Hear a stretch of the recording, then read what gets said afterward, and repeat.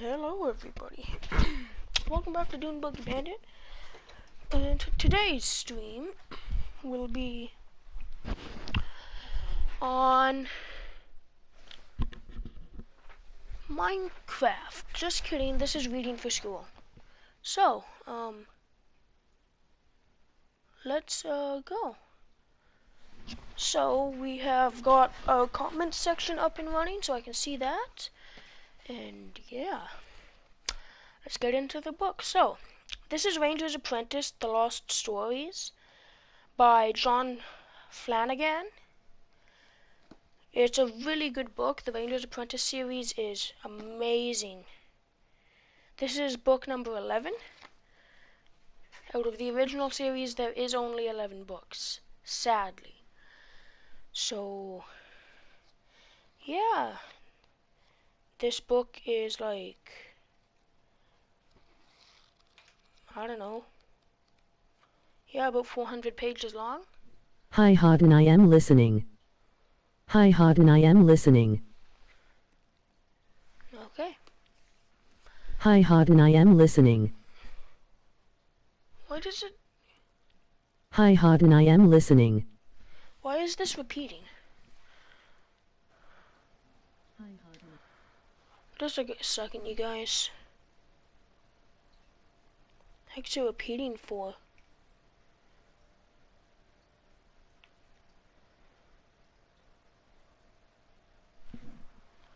Okay, so,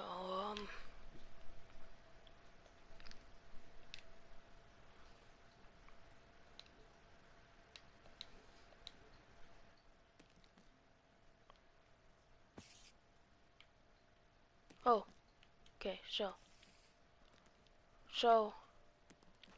initially, we just have a little viewing port here so you guys can watch something whilst you have to listen to me talk.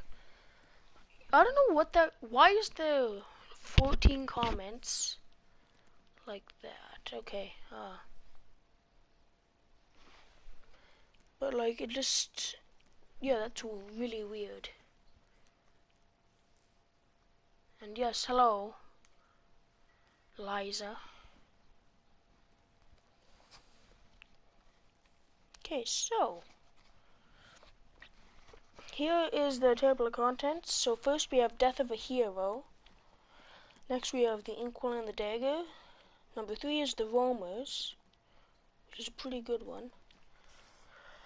Number 4 is The Purple Prose. 5 is Dinner for Five.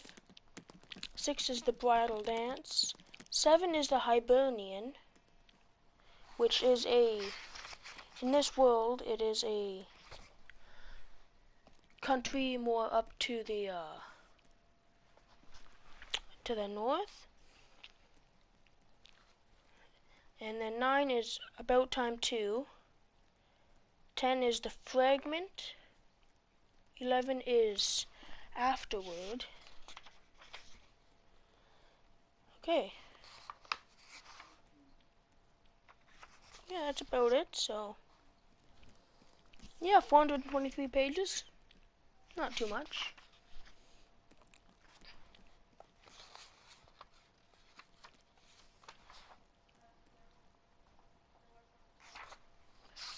Okay, so let's just get to this. Death of a Hero.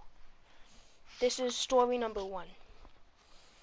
It had been a long, hard 3 days. Will had been on a tour of the villages surrounding Castle Redmont. It was something he did on a regular basis, keeping in touch with the villagers and their henchmen, keeping track of the everyday ongoings. Sometimes he learned little pieces of gossip, seemingly trivial at the time, could become useful, heading off future trouble and friction within the fief. It was part of being a ranger. Information, no matter how unimportant it might seem at first glance, was a ranger's lifeblood. Now, late in the afternoon, as he rode warily up to the cabin, set among the trees, He was surprised to see lights in the windows and a silhouette of someone sitting at a small veranda, which I believe means table. Surprise turned to pleasure when he recognized Holt. These days, Will's mentor was an infrequent visitor to the cabin, spending most of his time in the rooms provided for him and Lady Pauline at the castle. Will swung down from the saddle and stretched his tired muscles gratefully. "Hullo," he said. "What brings you here? Hope you've got the coffee on." Just so you guys know, it's kind of like an ongoing thing in the Ranger's Apprentice series. Everyone loves coffee. Like everyone. All Rangers love coffee. It's really funny. Let me just see. Because it says there's 53 comments. So let me just type hi in chat. And see if that stops it maybe.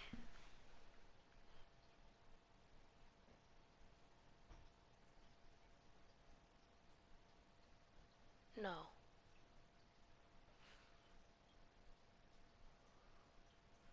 That's really weird, man. Like, what's going on with that? Okay, so we have 3 viewers now, which is amazing. And, yeah. "So, coffee's ready," Holt replied. "Tend to your horse and then join me. I need to talk to you." His voice sounded strained. Curiosity piqued. That's a weird way to spell piqued. It's like Piqued. Will led Tug to the stable behind the cabin, unharnessed him, rubbed him down, and set out fresh feed and fresh water. The little horse butted his shoulder gratefully. He patted Tug's neck, then headed back to the cabin. Holt was still on the veranda. No, that means deck! He had set out 2 cups of hot coffee on a small table, and Will sat in one of the wood and canvas chairs and sipped gratefully at the refreshing brew.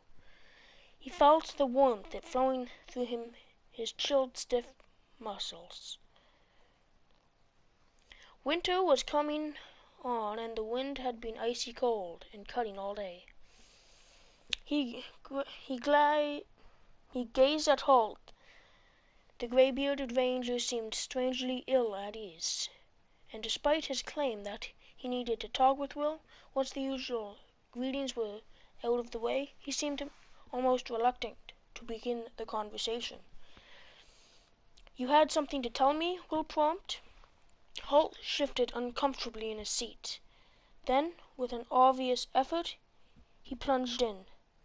"There's something you need to know. Something I probably should have told you long ago. It's just the time never seemed right." Will's curiosity grew. He had never seen Holt in such an uncertain mood. He waited, giving his mentor time to settle his thoughts. "Pauline thinks it's time I told you. So does Harold. They've both known about it for some time. So maybe I should just get on with it." Is it something bad?" Will asked. Holt looked directly at him for the first time in several minutes. "I'm not sure. You might think so." For a moment, Will wondered if he wanted to hear it, whatever it might be.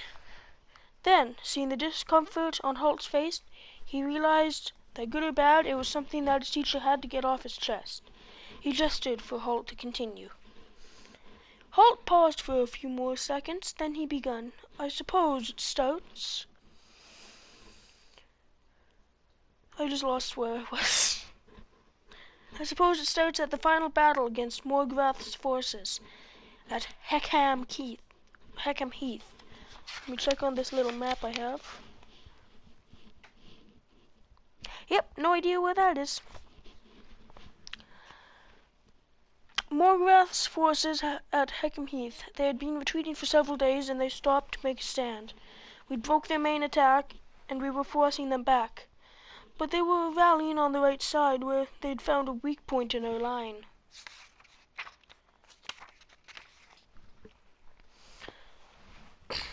Chapter 2 for this little story. south of Heckham Heath. "Sire, the right flank is in trouble."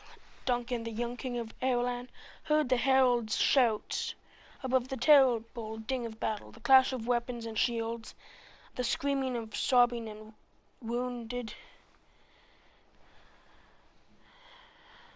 and dying, the shouted orders of commanders rallying their troops, and the involuntary articulate cries of soldiers as they cut and stabbed and shoved against the implacable enemy formed in an almost deafening matrix of sound around him. Duncan thrust one more at the snarling wargle before him, and just so you guys know, a wargle is a type of creature that will... It's basically a beast of a man. It's like a gorilla. It's like a really intelligent gorilla. So, yeah. Felt the sword go home and saw the snarl change to a puzzled frown as the creature realized it was already dead. Then he stepped back, disengaging himself from the immediate battle, physically and mentally. A young knight from the Ireland Battle School quickly took his place in the line. His sword was already swinging in a murderous arc as he stepped forward, cutting through the Wargle front rank like a scythe through long grass. Duncan rested for a moment, leaning on his sword, breathing heavily. He shook his head to clear it. "Sire, the right flank," the herald began, but Duncan waved a hand to stop him. "I heard you," he said. It was 3 days since the Battle of Heckham Heath, where Morgrath's army had been routed by a surprise attack from their rear, led by Ranger Holt. The enemy were in full retreat. By rights, Morgrath should have surrendered, but his continued resistance was simply causing more and more casualties to both sides. But the rebellious lord was never concerned with preserving lives. He knew he was defeated, but he still wanted to inflict as many casualties as possible on Duncan and his men. If they were to be victorious, he would make them pay dearly for their victory. As his own forces, he cared little for their losses. They were nothing more than tools to him. He was willing to keep throwing them against the royal army, sacrificing hundreds of troops, but causing hundreds of casualties in the process. It's raining. So for 3 days he had retreated southeast, turning to where the terrain favored him to fight a series of savage and costly battles. He picked the spot for this latest stand well. It was a narrow plain set between two steep hills. The recent rain had softened the ground so that Duncan could not deploy his cavalry. It was up to the infantry to throw themselves against the warriors and herds, slogging desperate fighting. And always lurking in the back of Duncan's mind was that one mistake from him, one lucky throw of the dice from a Morgrath, could see that the Wargle army gained the initiative once more. Fortune in battle was a fickle mistress, and war that Duncan had hoped had ended at Heckham Heath was still there to be won, or lost by a careless order or an ill-considered maneuver. Momentum, Duncan thought. It was all important in a situation like this. It was vital to maintain it. Keep moving forward, keep driving them back. Hesitate even for a few minutes, and the ascendancy could revert to the enemy. He glanced to his left. The flank that side, predominantly troops from Norgate and Whitby, reinforced by troops from some of the smaller fiefs, was forging ahead strongly in the center of the armies from Ireland and Redmont, having similar success. That was to be expected. There were 4 larger fiefs in the kingdom. The backbone of Duncan's army. Their knights and men at arms were the best trained and disciplined. But the right flank had always been a potential weakness. It was formed from conglomerate of Seacliff, Aspen, and Colway fiefs. And because the three thieves were all about the same size, there was no clear leader among them. Knowing this, Duncan had appointed Battlemaster Norman of Aspen Thief as the overall commander. Norman was... I thought somebody just walked into my room. Norman... now I lost my page. Knowing this, Duncan had appointed a Battlemaster Norman of Aspen Thief as the overall commander. Norman was an experienced leader, most capable of melding such a desperate force together. As if he were reading the king's thoughts, the herald spoke. The Battlemaster Norman is dying, sire. A wargle burst through the lines and speared him. Norman had been taken to the rear, but I doubt he has long to live. The Battlemasters Patrick and Marat are unsure what to do next. Morgrath has taken advantage of the fact. Of course, thought Duncan, Morgrath would have recognized the banners of the smaller thieves on that flank and guessed that the possible confusion might result if a commander were put out of action. Once Norman was down, the rebel commander had undoubtedly set one of his elite companies of shock troops to attack the right flank. Momentum again, Duncan thought, only this time it was working against him. He peered nearly toward the fighting on the right flank. He could see the lines had stopped moving forward. Saw his men take the first hesitant step backwards. He needed a commander to take charge.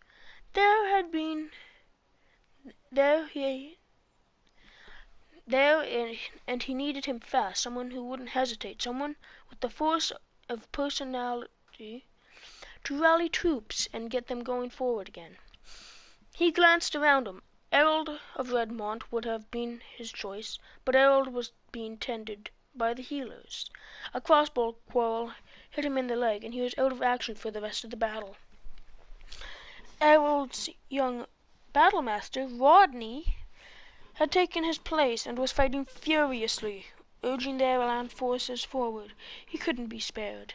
They needed a leader, Duncan said to himself. I'll go, a calm voice spoke from behind him. Duncan spun around and found himself looking steadily into the dark eyes of Holt, the ranger. The dark black beard, untrimmed hair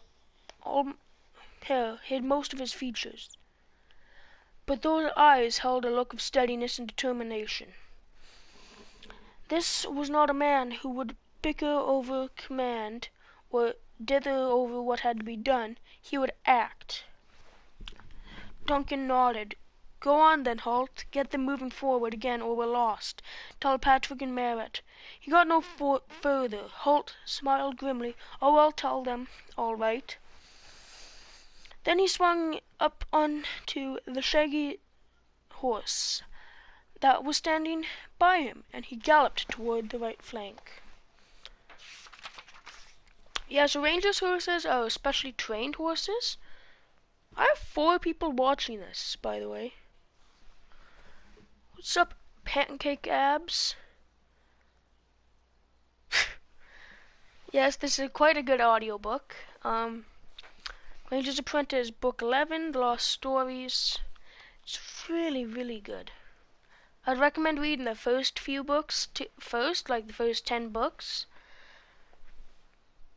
Because, yeah, so...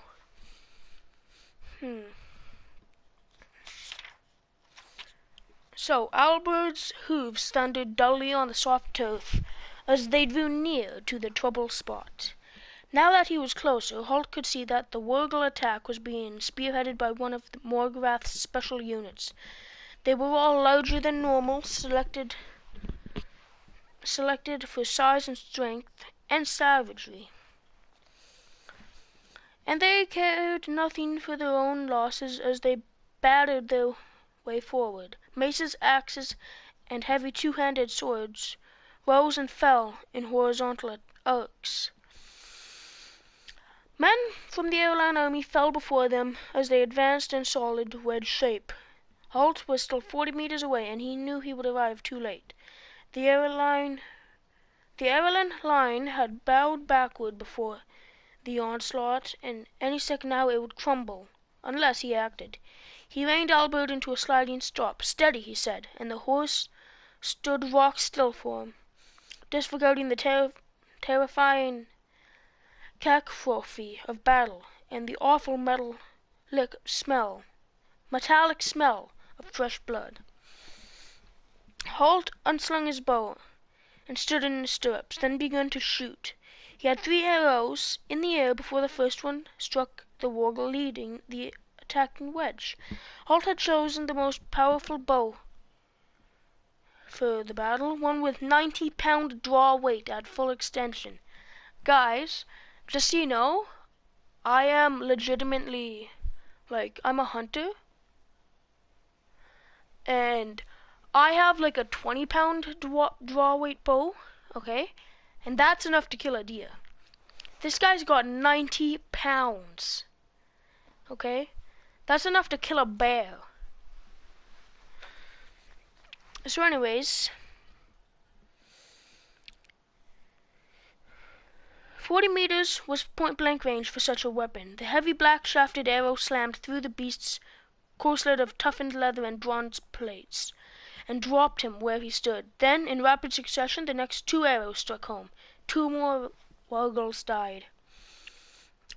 Then more and more arrows arrived, each with a deadly hiss thud as Holt emptied his quiver in a devastating display of accuracy. He aimed for the wargles at the lead of the wedge so that, as they fell, they impeded progress of those behind them. It was a sort of shooting no ordinary archer would attempt. If he missed, he might well send his arrows into the backs of Ireland soldiers facing the wargles. But Holt was no ordinary archer. He didn't miss. Out of arrows, he urged Albert forward once more. As he reached the rear of the line, he dropped from the saddle and ran to join the struggling troops. On his way, he stopped, tossing his cloak to one side and picking up a round shield lying discarded in the grass.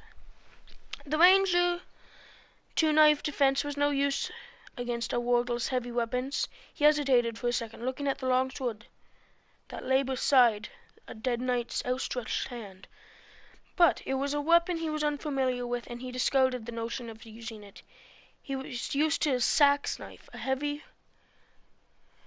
its heavy, razor-sharp blade would be perfect for close fighting. He drew the sax now as he ran forward, forcing his way between the soldiers. "Come on, follow me," he shouted. "Push them back." The soldiers parted before him until he was in the front line, facing a huge, snarling wargle squad leader. The brute was only a little taller than Holt, but was massive in the shoulders and chest, and probably weighed twice as much as he did.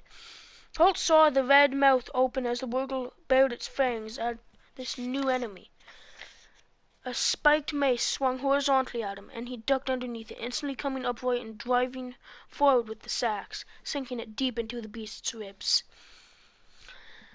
He saw the sword coming from the left and blocked it with the shield. Then he kicked the huge wargle off the point of his sax knife, sending the dying monster sprawling. "Come on," he shouted, slashing his blade across another wargle's throat. Then he sprinted forward. He dodged another sword and stabbed twice at a wargle facing him, buffeting it aside with the shield. Wait, now, I keep freaking losing my point. So, come on, he shouted again, slashing his blade across another wargle's throat, and springing forward, he dodged another sword and stabbed twice at a wargle facing him, buffeting it aside with a shield.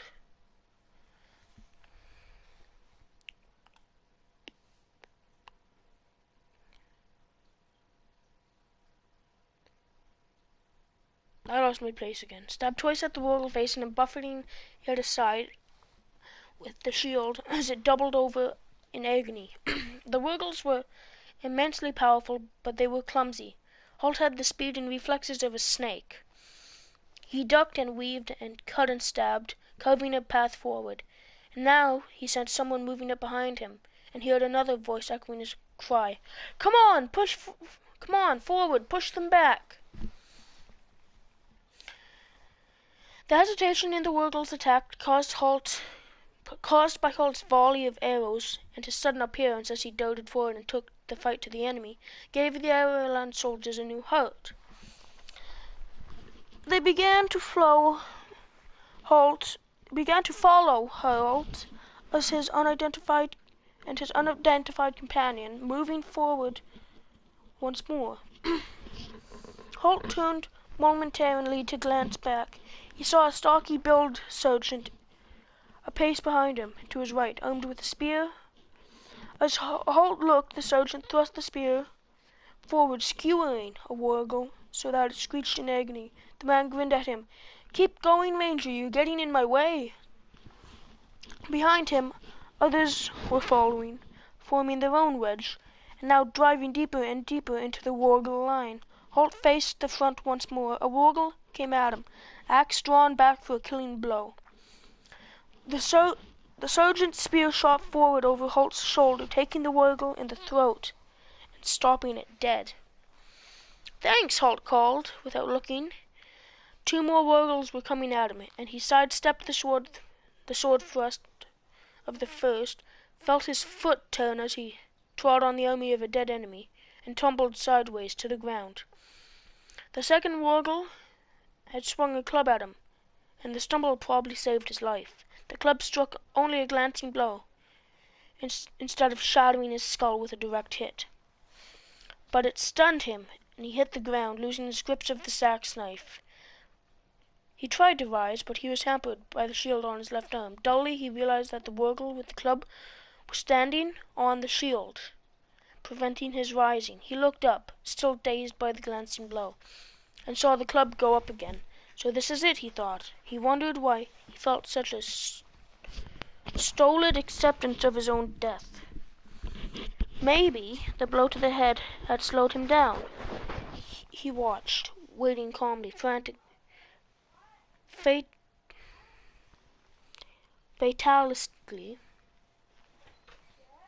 for the club to descend. Then a flicker of light blazed over him, gleaming off a spearhead that buried itself into the Wurgle's chest.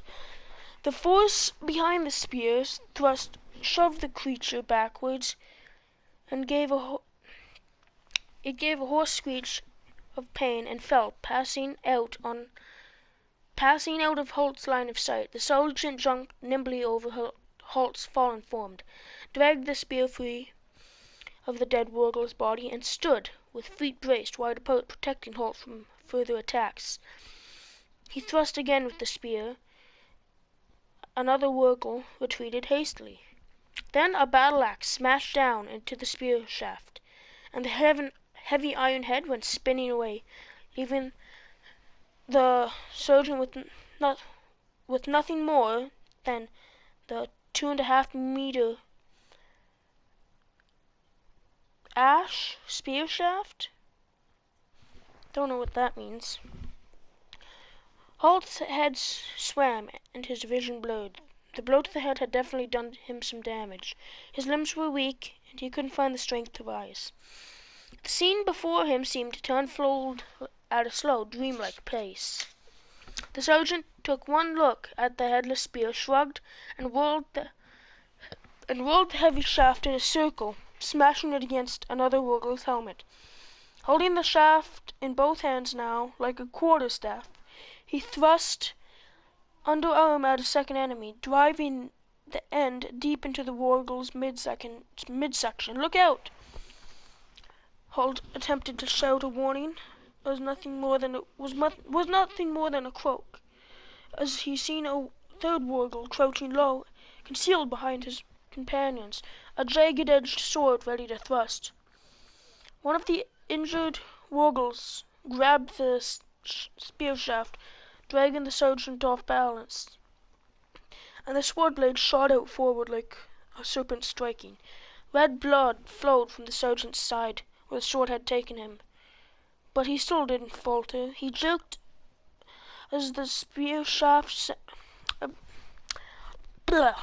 He jerked the spear shaft free of the enemy's grip, and with an overhand action, as if he were casting a spear, slammed it straight forward, hitting the warrior who had wounded him straight between the eyes with the blunt end of the shaft.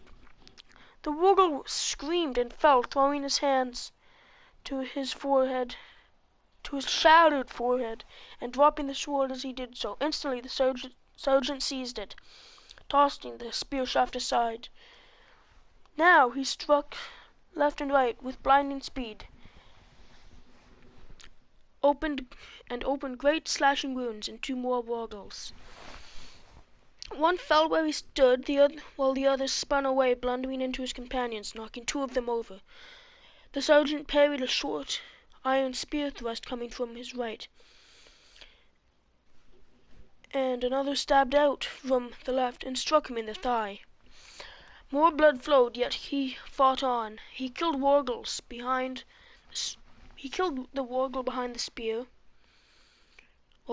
the spear, with almost contemptuous ease. Then he slashed and cut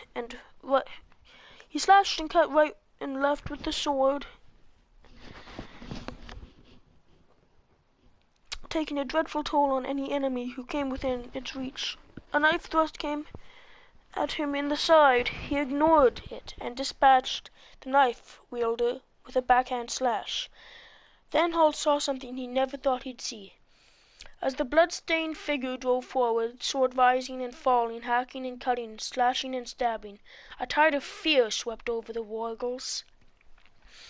Morgrath's hand-picked shock troops, who up till now had feared nothing short of mounted armored knights, fell back in terror before the bloodied, death-dealing figure with a sword. And as they did so, the men of Irulan army found a new hurt and swept forward in wake of the sergeant. He was badly wounded, but he continued fighting until his comrades surged past him, slamming into the demoralized wargals and screaming in triumph. For a moment, the sergeant stood in an empty space on the battlefield. Then, as the second rank of Irulan fighters poured past him to reinforce the first, and the wargal line broke and retreated in total confusion, their hoarse, wordless screams filling the air. His knees gave way and he sagged to the ground. The noise of battle moved away from them, receding like a tide, and Holt finally managed to free his arm from the shield, still pinned to the ground by the wargal's dead body. He tried to rise to his feet, but the effort was beyond him. Instead, he crawled painfully to the fallen sergeant, dragging himself over the sprawled bodies of the wargals that man had killed. In spite of his wounds, the sergeant was still breathing, and he turned his head painfully as the ranger approached. He managed a weak smile. "We showed them, didn't we, Ranger?" Holt could barely hear the voice, and his own was a croak as he answered, "That we did." "And your name, Sergeant?" "Daniel." Holt gripped his arm. "Hold on, Daniel. The healers will be here soon." He tried to put as much encouragement into the words as possible, but the sergeant shook his head. "Too late for me." Suddenly the man's eyes were filled with urgency. He tried to rise but fell back. "Rest easy," Holt told him, but Daniel raised his head warily and leaned toward him. "My wife." Oh, crap. Lost my place again. Okay, so from the top again.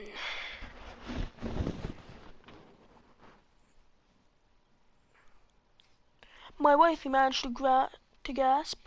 "My wife and the baby. Promise me you'll..." He coughed and blood rolled down his chin. "I'll look out for them," Holt told him, "but don't worry. You'll be fine. You'll see them soon." Daniel nodded and let his head fall back. He took a long, shuddered breath and then seemed to relax. His breathing became easier, as if Holt's promise had lifted an enormous burden from his mind. He heard voices then, footsteps nearby. Then gentle hands were rolling him over, and he found himself looking up at the concerned faces of a pair of medical orderlies who was setting down a litter beside him. He gestured weakly toward Daniel. "I'm all right. Take the sergeant first." The nearest orderly glanced quickly at Daniel and shook his head. "Nothing we can do for him," he said. "He's dead." Okay, guys, so that's been 3 chapters, and now we're gonna take a small break because I'm like starving right now. So probably checking in like 2-3 minutes, and I'll be back.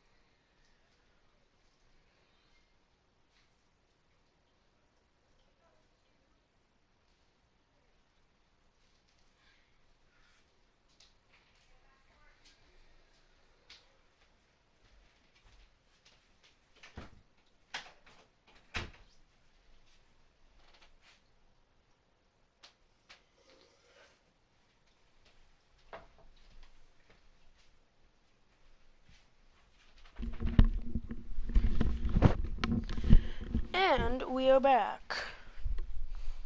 So, what have we learned so far? There's a giant gorilla man named Wargle. Good. So, Chapter 4. Holt woke. For a few seconds he wondered where he was. He was lying on his back, staring at a canvas roof of a large pavilion. He was lying on his back, staring at the canvas roof of a large pavilion. He could hear people moving quietly nearby, speaking in lowered voices.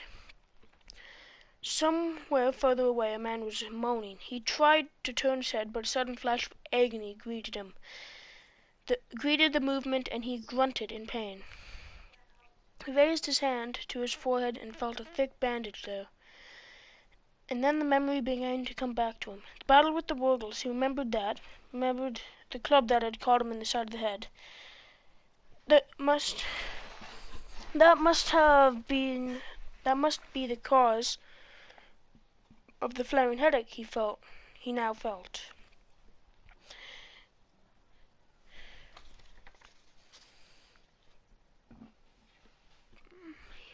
And he remembered a sergeant. What was his name? David? No, Daniel. Daniel had saved his life.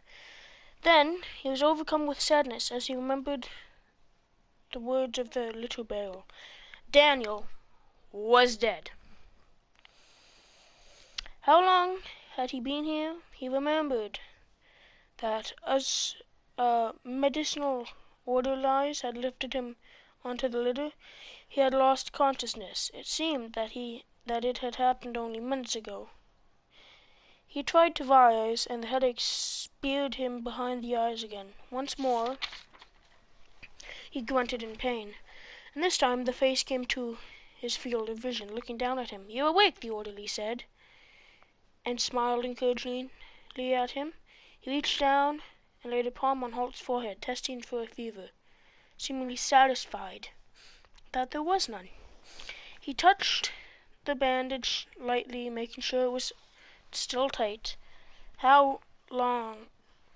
Holt's voice was slurred, and his throat was thick and dry. The orderly held up a cup of cool water to his lips, raised his head carefully, and allowed him to drink. The water felt wonderful. He gulped at it and choked, coughing so that the water bubbled out of his mouth. The action of coughing set his head aching again, and he closed his eyes in pain. Still feeling it, I see. Well, the healers said there's no serious damage. You just need a few more days' rest to let the headache settle down. How long have I been here? The orderly pursed his lips. Let's see. They brought you in the evening before yesterday, so I'd say about 36 hours. 36 hours? He'd lain here asleep for a day and a half. A sudden chill of fear struck through him. Did we win? He remembered that the Wurgles had retreated ahead of Daniel's attack, but that might have been a localized event. The orderly smiled, nodding his head. Oh, yes, indeed. Morgrath and his little brutes were thoroughly beaten. Someone referred to it as a rout. I hear you had a little to do with that, as a matter of fact. He added the last curiously, as if interested to hear more. About Holt's battlefield escapadus, but the ranger waved that aside. So Morgrath's retreating then? Yes, the cavalry are pursuing the enemy, of course, but the rest of the army is still here. Not for long, though. They'll be moving out soon. Moving out to where? Disbanding. The war is over. The men will be going back to their farms and families, and none too soon. Farms and families. The word stirred another memory in Holt's mind. Daniel had spoke of a wife and a baby, and Holt had promised to help them. But now he realized that he had no idea where they were, and if the army was really disbanding, he might never find them. He sat up without thinking and swung his legs over the side of the bed.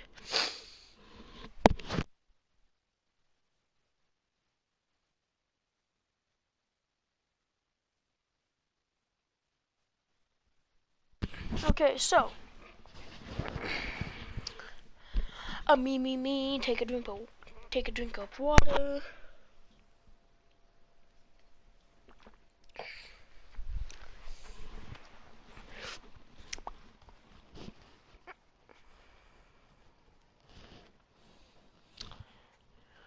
So, and we are about here, so. But now he realized that he had no idea where they were, and if the army was really disbanding, he might never find them. He sat up without thinking and swung his legs over the side of the bed, then doubled over as the crippling pain hit him. The orderly tried to restrain him. Please, lie still, Ranger. You need to rest. But Holt seized his forearm and managed to stand, swaying by the bed. He blinked several times. The pain eased a little, but it was still there. I don't have time. Get me something for this headache. I've got to find out where he lives. He remembered that the men he had been sent to lead were a mixed group from Seacliff, Aspane, and Colway. The soldiers around him were he forced his way through to the front rank. He had worn a crest of a black badger on their tunics. He had seen the same crest on Daniel's.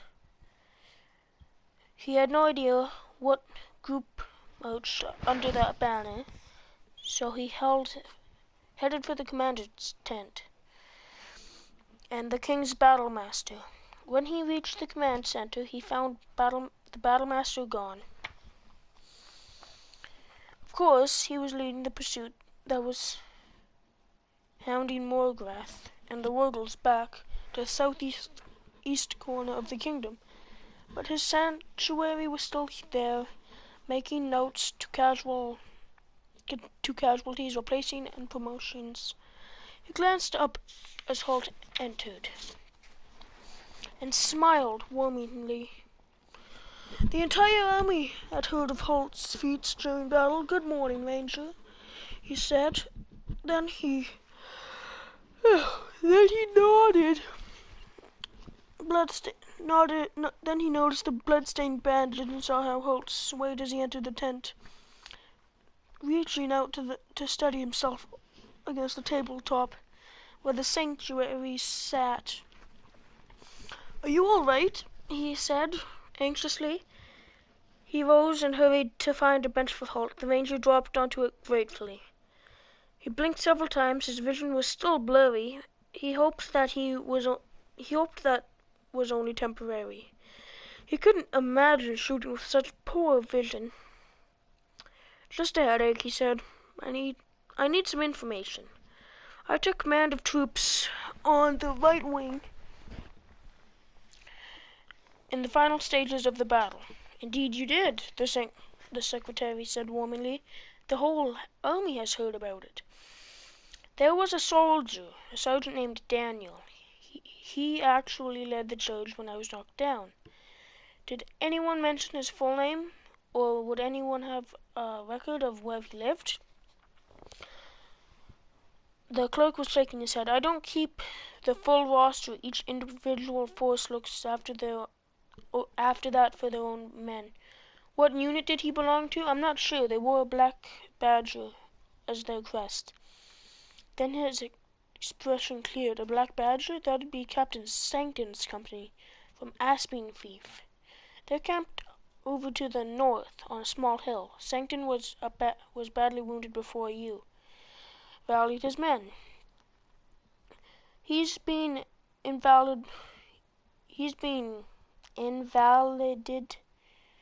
back to Castle Aspen, but his sergeant major should be able to help you." "Thanks for your help." Holt left the tent. He paused for a moment, looking to the north on a low hill several hundred meters away. He could see a group of tents clustered around a banner. It was too far to make out the device on the flag, but he could see that it was black in color. He headed toward the tents. As was the custom, the banner marked the position of the commander's officer's tent. As Holt drew closer, he could see that he had been right. The device on the flag was a black badger. He paused at the open entrance. The command tent was larger than a simple 4-man unit that surrounded it. The commander and his staff worked here, so it was used as a company office. And at the rear, a separate section was screened off, forming the captain's living quarters. Now, of course, that would be vacant, but a burly figure was... Sorry, I just had to burp. Anyways. So...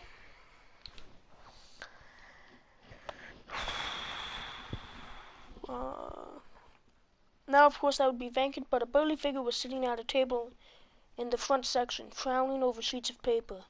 He was an older man, somewhat grizzled, and with an unmistakable look of experience and authority. Undoubtedly the sergeant major of the clerk had mentioned. As he looked up, as Holt stepped into the tent, taking in the ranger cloak and the bandage around his head. "You look as if you've been in the wars," he said, grinning. Holt allowed himself a faint smile. "Just one, same one you've been in. I'm trying to find a home address for one of your men, a sergeant by the name of Daniel." The grin faded, and the sergeant major shook his head sadly. "Daniel was a good man. We lost him in the final battle, I'm afraid." "I know. He saved my life just before he died." The older man regarded Holt with increased interest. "Oh," he said, "you're that ranger, are you?" He rose from behind the table and offered his hand. It's an honor to meet you. Name's Griff.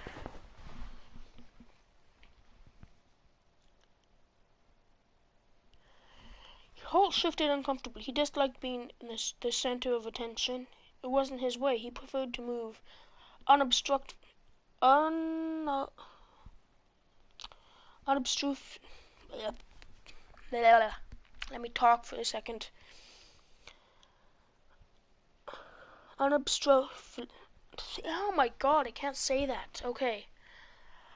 Unobtrusively through life, going unnoticed wherever possible. But he shook the man's hand. I'm called Holt, he said. Griff waved him to a seat, and he sat down himself once more.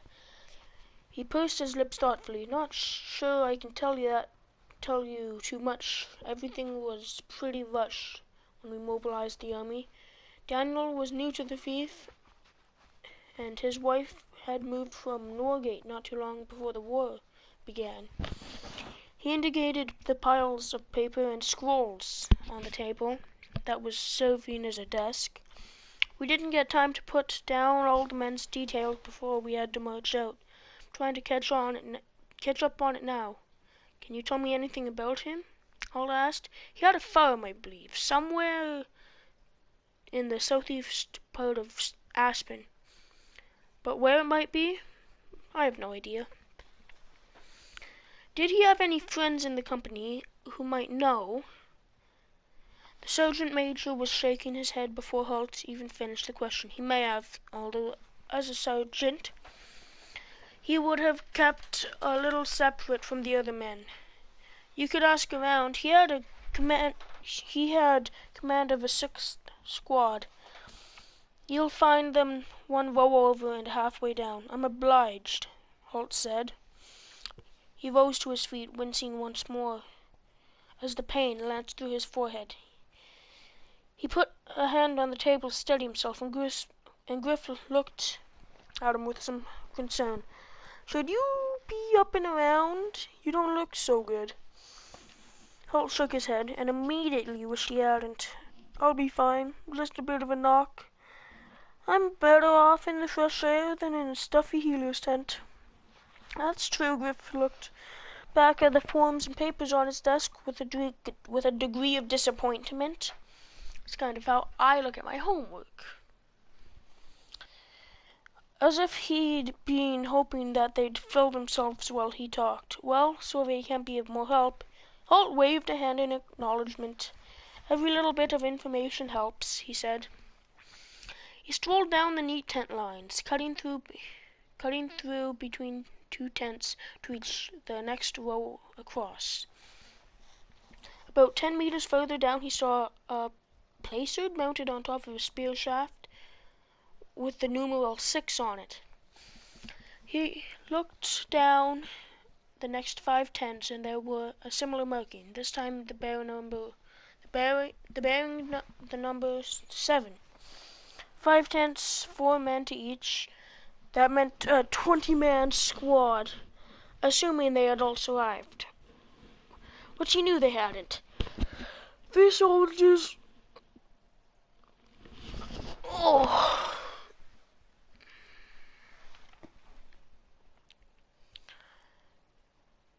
Okay. They looked up as the shadow fell. 5 tents, 4 men to each. That meant a 20-man squad, assuming they had all survived, which he knew they hadn't.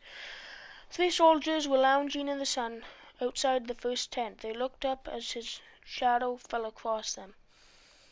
There was a hint of suspicion in their eyes, but since Crowley and he had reformed the Ranger Corps, Holt was becoming more used to that.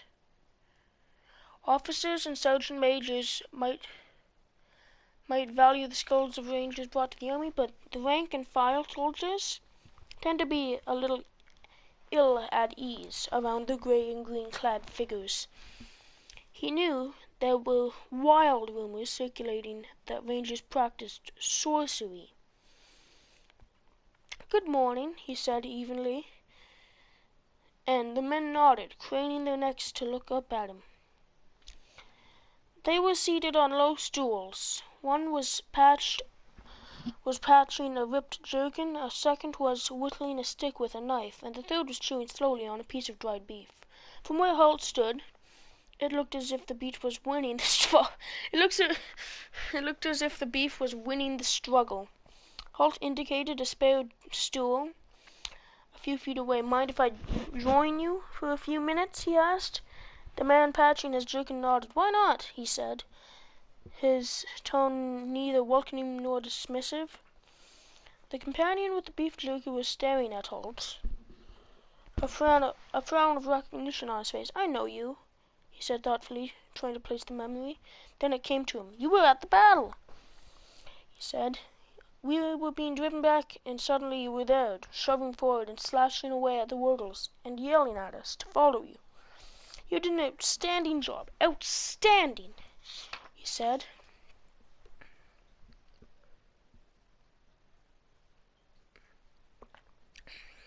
Drink. Outstanding. He turned to the others. "Did you see him? First of all, he dropped at least a dozen of them with his bow. Then he darted among them, stabbing and slashing and stabbing. And look at him. He's barely bigger than a boy." Holt raised an eyebrow at that. "What the?" "Okay, well, guess I'll just do that then." I don't even know what that was. Guess we'll just look at the loading screen then. That was scary. I just heard like a hiss sound. Then it got damaged. Okay, whatever. So, Holt raised an eyebrow at that. He wasn't the largest of men, but he knew the soldier was stretching it a little. However, he could see that no insult was intended, so he let the comment pass. "Your sergeant gave me a hand," he said. The man nodded vigorously. "He did. He took them on when you went down. Must have killed a dozen of them, too." Holt smiled quietly that the man was inclined to exaggerate. "He did a great job," he agreed. The jerky chewer turned to his friend. "Did you see the Sarge?" Both of them shook their heads. "He was further over to the right," the jerkin patcher replied. "We all saw that the line was about to break and run. Then it started to move forward again. Then the Wurgles were running instead." But the question had been a rhetorical, and the beef chewer was keen to continue his story. "He did 4 or 5 of them with that spear. Then one of them chopped the head off of it, and he used it like a quarterstaff, spinning it around, knocking them over like 9-pins. Then he grabbed a sword and killed 8 or 9 of them before they got him." He looked to Holt for confirmation. "You saw it, Ranger. How many do you reckon he'd killed?" "At least 8, Holt said. He saw no reason to contradict the man. The atmosphere was suddenly a whole lot more welcoming than it had been at first. "I wanted some information about him. Any idea where he lived?" He was disappointed to see the 3 faces cloud over in a row. Cloud over now, in a now familiar expression of uncertainty. "Sorry," said the man who had been extolling Daniel's deeds and the courage. "He was new to the unit and the area and got promoted quickly." "That's right," said one of the others, laying aside the patch jerkin. The captain liked the look of him. Made him a sergeant almost immediately. Apparently he had some military experience in Norgate before he came to Aspen. "He was promoted so quickly we didn't really have time to get to know him," said the man who had been whittling. I think I heard him mention a farm somewhere as he trailed off, unsure to his facts. There was an awkward silence. Holt made a move to rise from the stool, thinking that once his efforts to trace Daniel's families were doomed for failure, the first man who had spoken, the beef jerky chewer, seemed to come to a decision. You could try Cord and Gerald. They might have an idea. If they'd tell you, the man with the repaired jerkin put in. Holt looked from one to another. I take it you're not fond of these two? The three men exchanged glances. Then the one who had suggested the two names answered. They're a pair of liars and cheats.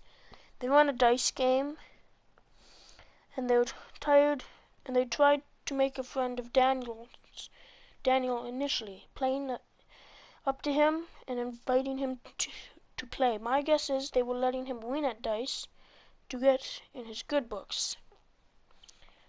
Then he saw through the screen before long, and they found themselves doing a fair share of fatigue duties, so they dropped him. What makes you think they'd know where he lived? Holt asked, and again there was an awkward pause. Finally, the whittler spoke. They always wanted to know where everyone lived. Always asking you questions about where you came from, what you did back home. Can't prove anything, but I reckon they were keeping a record, planning to go back after the war, and rob people, particularly those who had been killed in battle, the jerkin patcher said heavily. They'd know the families would be pretty easy prey. It's the sort of thing they'd do, all right. They probably know where to find the sergeant's farm. The trick will be getting them to tell you, the beef jerky chewer said.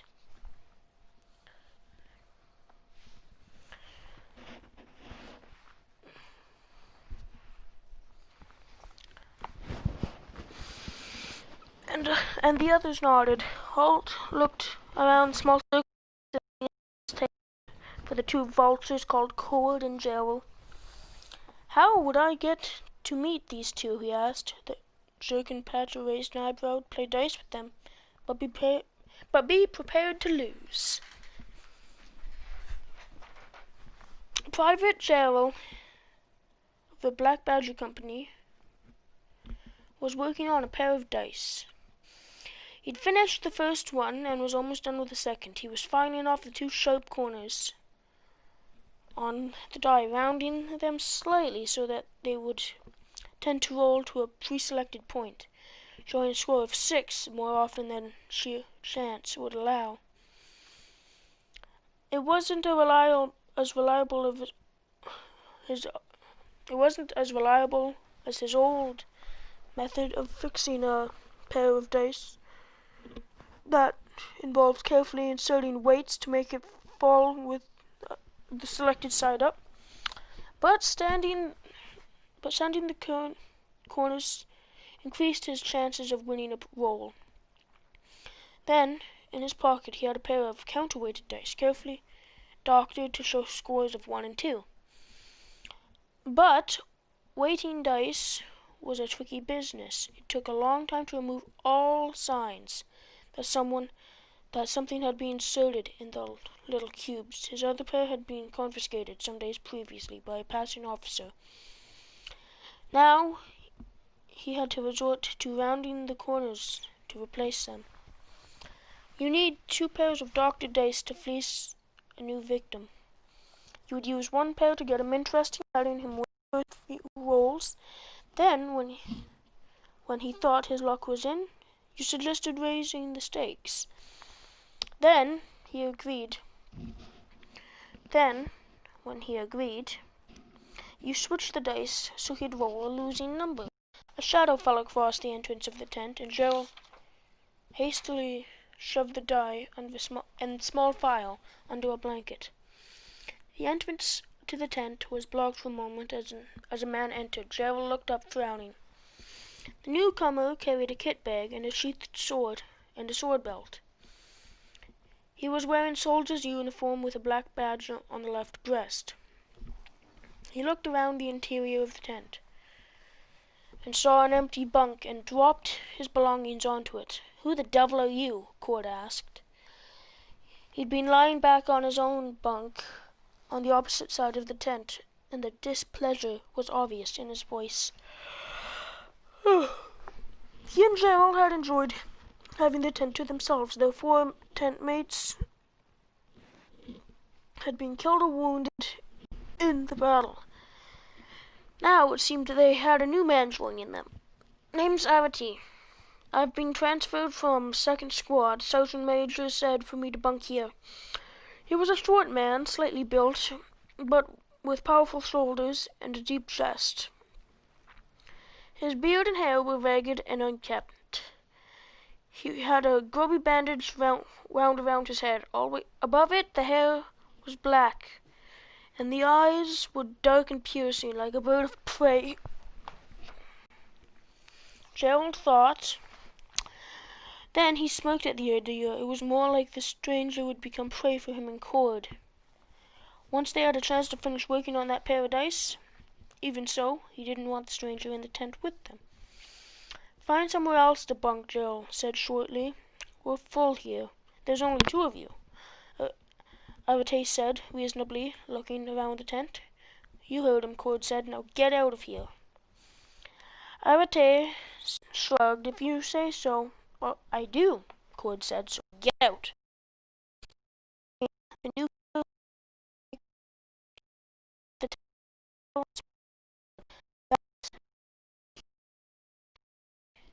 His face darkened as he heard the voice.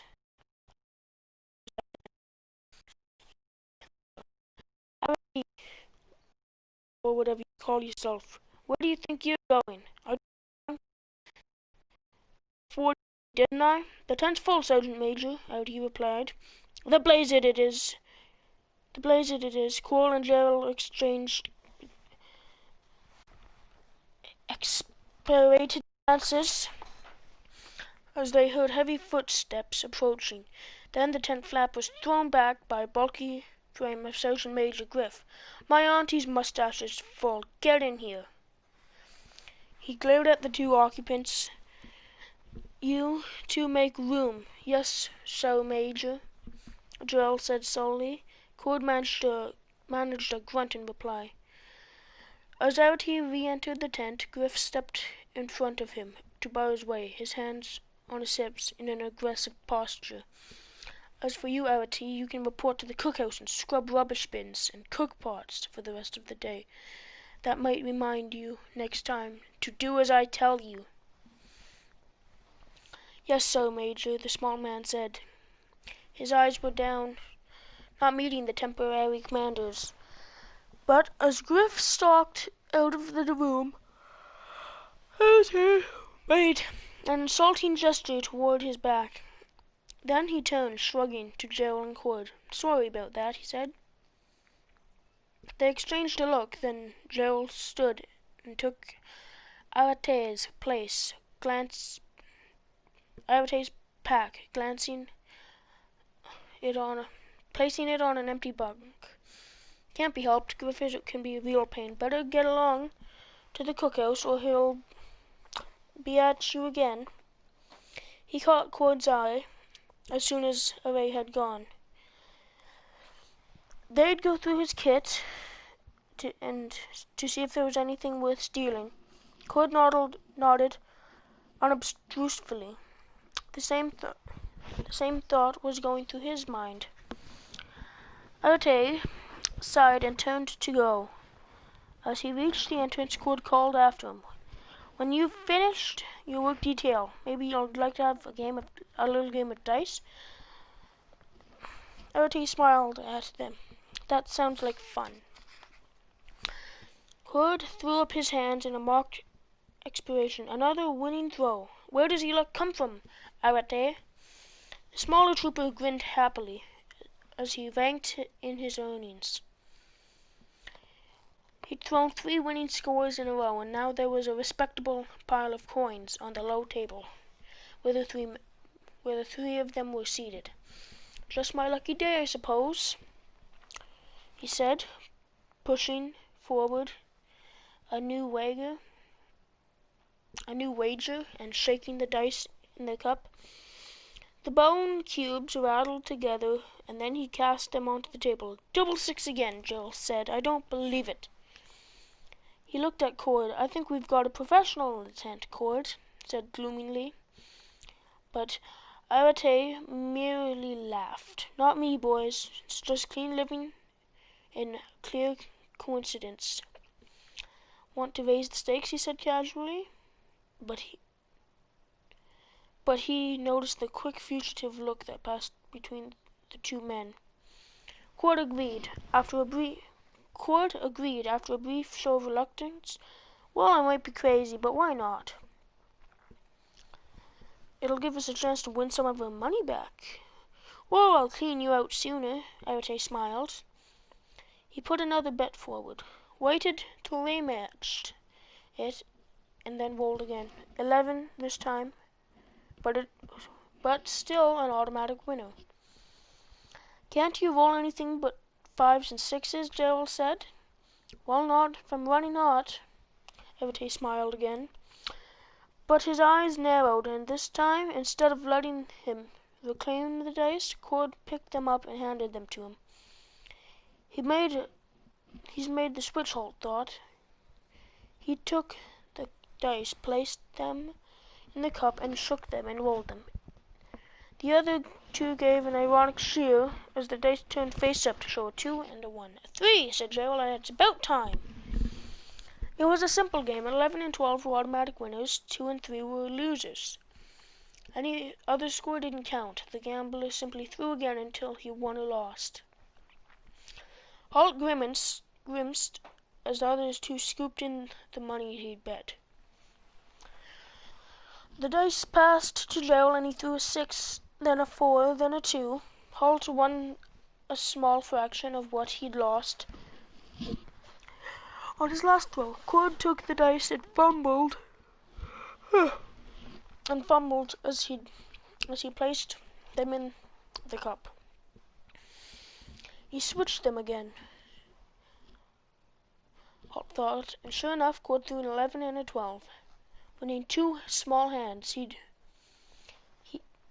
before switching the dice once more, so that he lost, then handing the dice to Holt.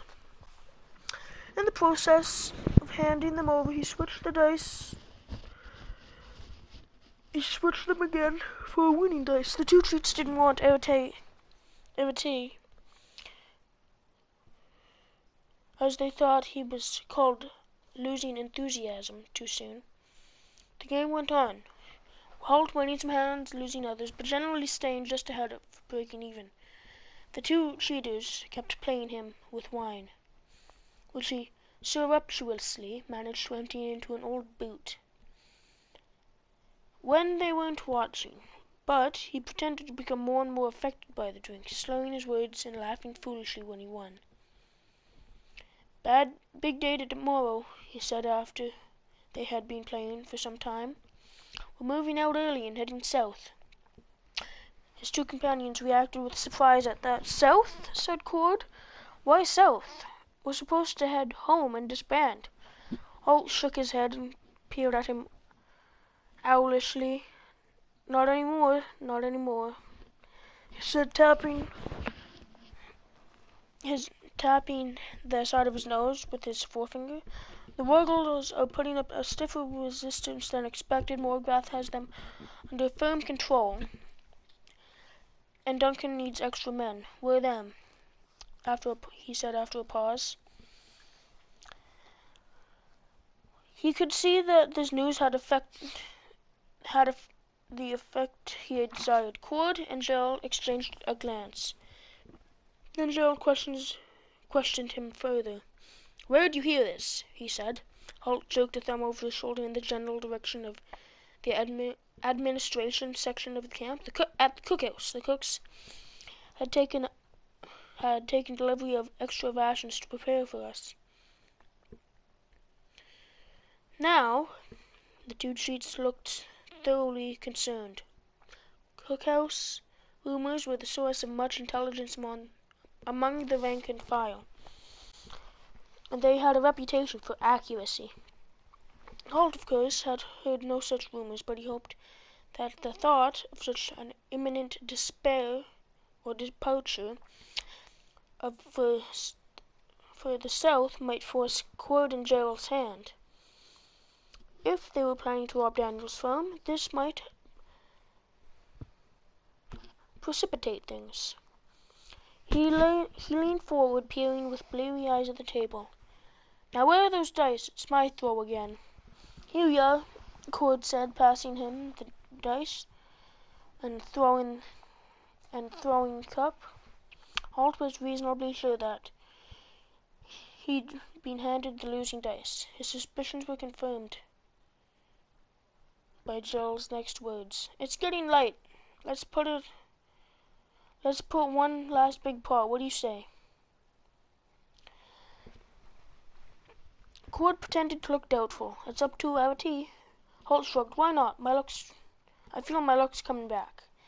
Then they all shoved the remaining money into the center of the table. Holt reached for his tankard and took a deep swig. The biggest he'd had all night. As he clumsily set the tankard down, he spilled the remaining wine on the table, flicking it toward Gerald so that the red tide flowed across the redwood and onto his lap. Gerald sprang backward with a curse. "Look out! Sorry, Holt replied thickly, but in the confusion he'd switched the losing dice for another pair I'm tired.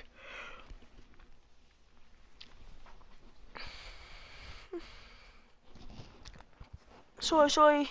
But in the confusion, he'd switched the losing dice for another pair that he had in his jerkin pocket.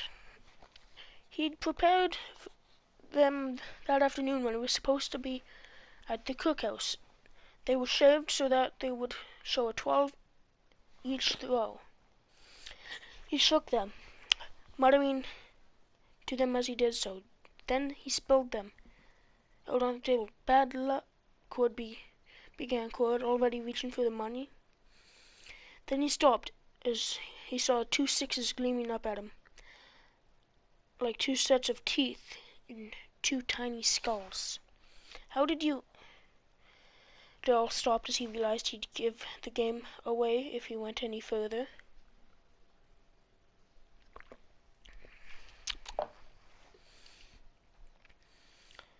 Red might be drunk, but he wasn't that drunk. Holt grinned foolishly at the dice and scooped them up. "Lucky dice," he said. "I love these dice." He pretended to kiss them noisily and switched them once more for the pair of losing dice he'd been handed originally.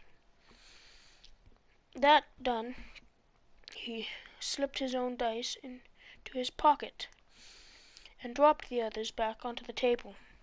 As he began to rake in his winnings, "No hard feelings, boys. I'll give you a chance for revenge tomorrow." "Yes, of course, tomorrow," Cord said, but his tone told Holt that there would be no game tomorrow, no game the next night. And there'd be no sign of Cord or Gerald either. Half an hour later, Holt lay on his back, breathing heavily and noisily through his mouth as he feigned sleep. His 2 tent mates were talking in lowered voices. They had waited until they were sure Holt was fully asleep. Cord was testing the dice, rolling them over and over again, and constantly getting a losing score as a result. "I don't understand," he said quietly. "It's not possible for him to roll a 12 with these dice." "Careful," Gerald told him, casting a quick glance in Holt's direction, but his companion waved his caution aside. He's out like a light. Did you see how much he drank? He's full as a boot." Holt's mouth twitched slightly in amusement. There was definitely a full boot in the tent, he thought. His loud breathing was making it difficult to hear what the others were saying, so he stood muttered something and rolled onto his side, facing away from them, snoring. The snoring stopped as he was no longer on his back. But he kept his breathing deep and even. Cord and Gerald hesitated as he stirred, but soon relaxed when it became obvious he hadn't woken. But once Cord tested the dice once again, they rolled 3. Give it away, Gerald. It was an accident. They must have hit a crack or dent in the tabletop. Besides, we've got more important things to think about. Reluctantly, Cord stowed the dice away in his pocket. You mean this rumor that we're heading south? Gerald nodded. Last thing we want is to get tied up in another campaign. It could go on for weeks, and we've got places to be. If we're held up, there's chances that family members will arrive to the widows, and we'll miss our chance. Turned away from them, Holt could allow himself a scowl of anger. It was true, he thought. The two of them were planning to rob families of men killed in battle. So what's your plan? Cord asked. Gerald paused, then came to a decision. I say we pull out tonight. We'll leave in an hour or two before dawn and get on the road north. We'll hit that sergeant's farm first. That's the closest. We'll be flogged if they catch us deserting, Cord said, but Gerald dismissed the protest. They won't catch us. With all the recent losses, odds are they won't even be sure we're gone. Griff will know. I get a feeling he has his eye on us. Cord snorted deliriously. Griff will be too busy doing his job and the captain's job to worry about us. He'll probably think it's good riddance. Now, let's tune in. We need to get started early. What about him? Joel asked, jerking a thumb towards Holt's still figure. I'd like to knock him on the head and take our money back, he said.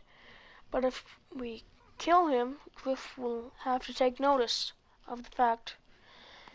He'd be sure to send men after us. Best we leave him.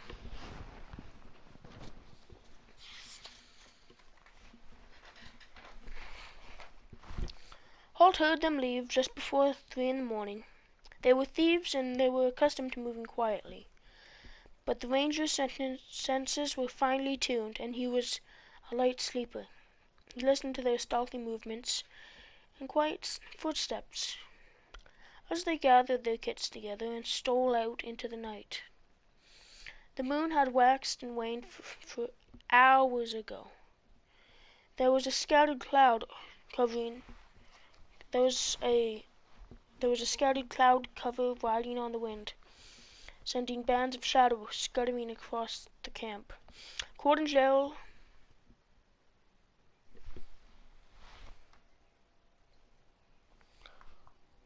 Gerald had no trouble eluding the sentries. The men on watch were tired and bored.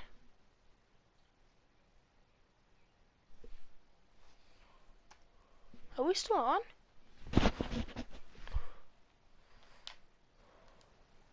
Okay, yes we are. We have a total of 549 comments and 1 person watching. The men on the watch were tired and bored as they neared the end of the 3-hour watch. And besides, they were more inclined to look for intruders from outside the camp than people leaving from inside. The rumor that the company would be heading south and continuing the campaign was a false one. Holt had concocted to force the thieves' hand. So with the company due to return home and disband in the future, there was little reason for the men to desert.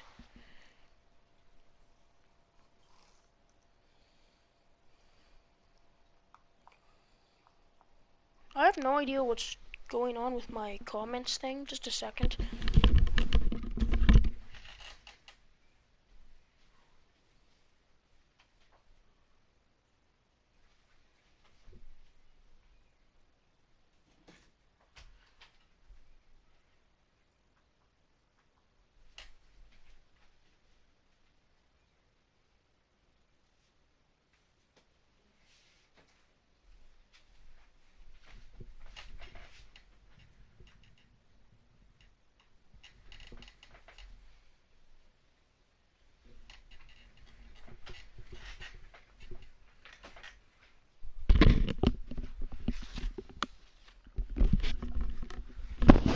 Well, it's whatever. I don't need comments.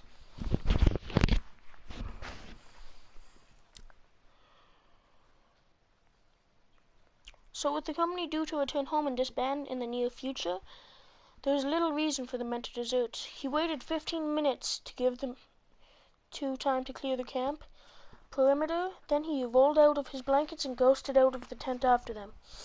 He retrieved his own clothes from the company and command tent. Griff was waiting for him, a shaded lantern throwing a dim light over the interior. They took the bait, he asked. Holt nodded. He exchanged clothes and placed the heavy purse containing his winnings on the table. You can put this into the company fund. He knew most companies contributed a fund that was used to help the families of those who lost their lives on the campaign. Griff nodded his thanks. If you catch them, feel free to bring them back here. I'd be quite happy to see their future discomfort. Oh, I'll catch them, and when I'll do, it'll be up to me. It'll be up to them how I deal with them. He shook his hands with the sergeant major and went to the rear of the tent, where Albert was waiting. He swung up into the saddle and trotted out of the camp. He made no attempt at concealment, identifying himself to the sentries as he went. He found the north road and held Albert down to a walk. He didn't want to catch up to the men too quickly. Concealed in his cloak and his ranger cloak, they might not recognize him as the tent mate, but the sight of a ranger traveling the same road might panic them into abandoning their plans for the time being. As dawn came, the first gray light stole over the countryside. He increased his pace. Before long, he rounded a corner and caught sight of the two figures, trudging along the high road, several hundred meters in front of them. Thankfully, the headache and blurred vision that plagued him were gone, and he had no trouble recognizing the two men. Cord, tall and wiry, Joe more compact and solidly built. He checked Albert and moved off the road where the dark green of the trees would conceal him from view. When Cord and Gerald were rounded another bend and disappeared from sight, he cantered slowly after them. He proceeded in that fashion for the rest of the day. As the light improved, he was able to make out their tracks on the dusty road. Their hobnailed army sandals left an easy followed track. He fell further back, only closing up again when the light began to fail in the late afternoon. As dusk was falling, the two men moved off the highway and made camp. He spent the night wrapped in his cloak, leaning against a tree and watching the light of their fire. He dozed in brief snatches, confident that Albert would wake him if there was any movement in the distant camp. He woke cold and cramped early in the morning light. The fire had died down before dawn, and there was a thin spiral of smoke rising from it. After half an hour, he saw the two men rising and moving around their campsite. Albert was back in the trees, and there was no need for Holt to seek concealment. Wrapped in his cloak, he would be invisible, even if they looked directly at him. So a little bit of explanation there. Rangers were basically the first guys to invent camouflage, and they did it in such a way that it was like a 3D camouflage. So yeah, it was just pretty cool. Which meant that, they didn't exactly have to, try to conceal themselves when in darkness, because they had their stealth was so perfect that it just didn't have to. Just perfect. So yeah.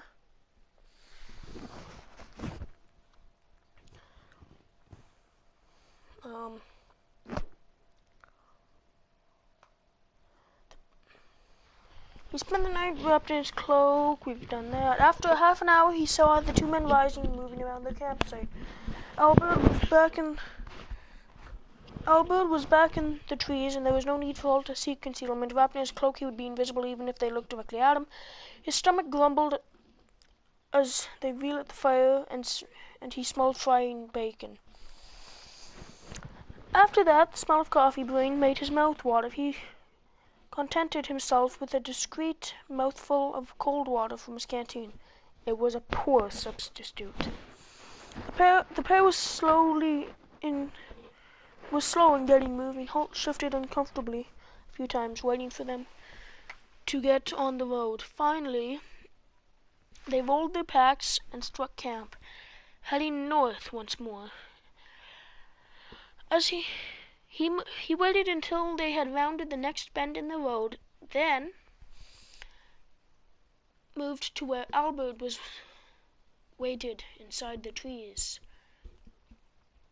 He tightened the girth straps he had left the horse saddled through the night in case of an emergency, mounted and rode slowly after them. He reached the bend, then dismounted and went ahead to peer around the corner. There was no sign of them. For a moment, his heart raced with panic.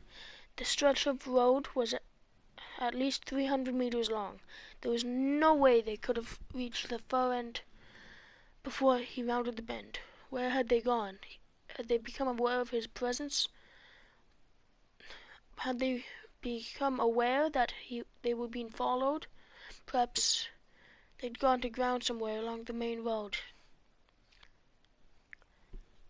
and were now waiting in ambush for whoever was behind them. Or had they moved more quickly than he had judged and were now beyond the far bend? He forced himself to calm down. Both these theories were possibilities, he admitted, but it was more likely that they had moved off high road and onto a side track somewhere along the way. They were inside Aspen Fief now, and they could be close to Daniel's farm. He remounted Albert and tapped his heels to the horse's side. The temptation was to gallop full out to see if there was in fact a turnoff. But doing so would cause noise and risk drawing their attention. He trotted the little grey horse gently along the hard surface of the high road. 40 meters long, he found what he was looking for. A narrow side trail led off from the main road. It was well traveled and seemed to have been established for some time. He glanced along it, but it wound and twisted through the trees, and there was no sign of Cord and Gerald. But as he studied the ground, I just lost my page.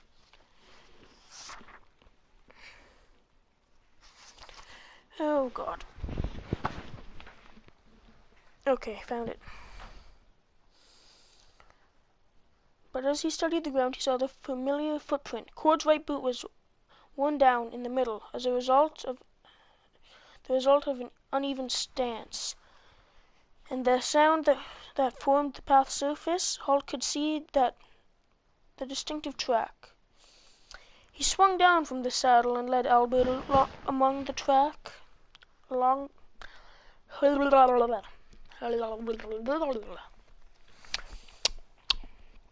That is my focusing sound, believe it or not. Presently, he had begun to smell wood smoke, then the rich, distinct odor of a farmyard. It was a mixture of manure, fresh cut hay, and large animals that told him he was nearing Daniel's farm. Then he heard a sound too that confirmed the fact. Somewhere close at hand, a woman screamed. Holt dropped Albert's rein and began to run. The horse would follow along, he knew. Another scream came through the trees. The first one had been a shout of fear and alarm. This one had anger mixed in. He ran faster, the sax knife and quiver thumping on his hipped shoulders. As his feet hit the ground, Belatedly, he realized that he would have been better off remounting and riding Albert. But no sooner had the thought occurred than he burst into a clearing where a small thatched farmhouse stood, smoke curling lazily from its chimney. Several cows moving in.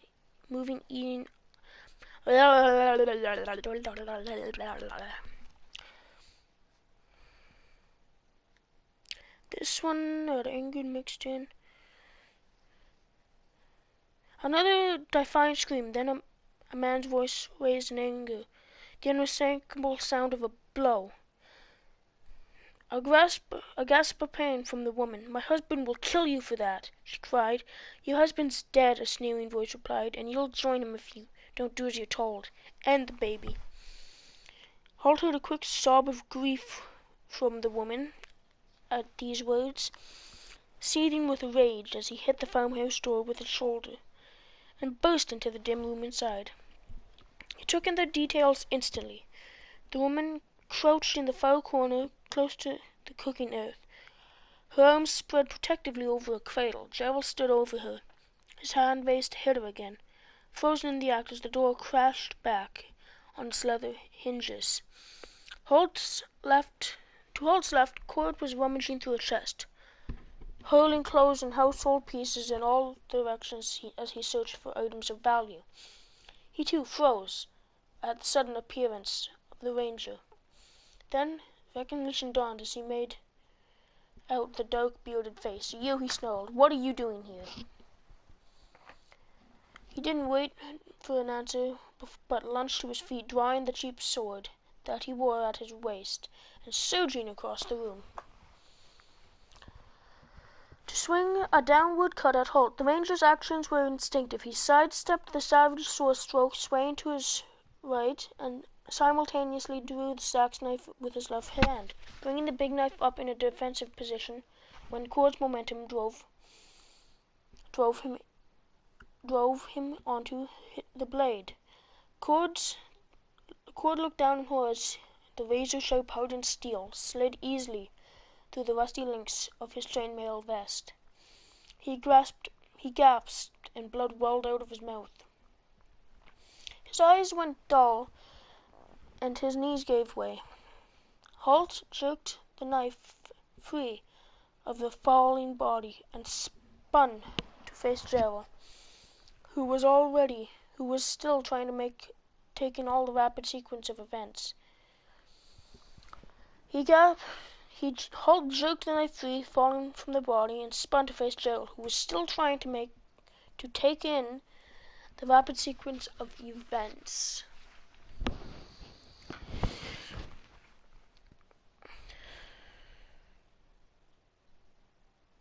Then Gerald's eyes hardened. He drew his own sword, stepping deliberately forward, not rushing as Coral had done, presenting the sword point first, and letting it sway back and forth, threatening the smaller man who faced him. The woman dropped back on her haunches beside the cot and watched in wide-eyed horror as the scene unfolded before her.